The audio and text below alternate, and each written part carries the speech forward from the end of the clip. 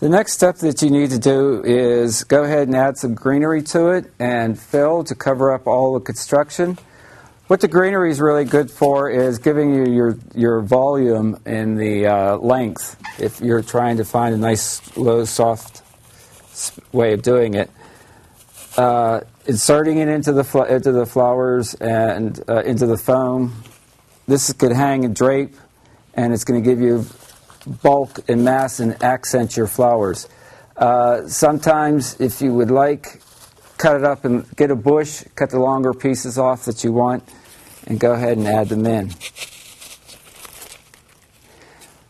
You could use different types of greenery. This one happens to have a little grapevine or little beads on or berries on it. It's a bush. You push it all the way up so it gets a little bit closer, and you can go ahead and put it down in there for the depth.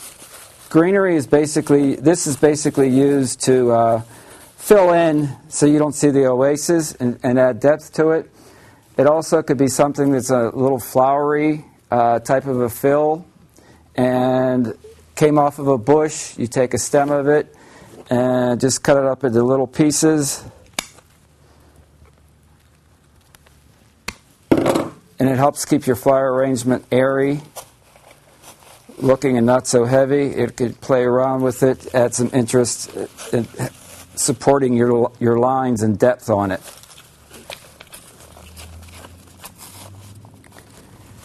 So the next step you need to do after you get your main focus flowers into it is start getting some filler flowers, and then you're starting to get the greenery, which will start adding and strengthening your line designs in it.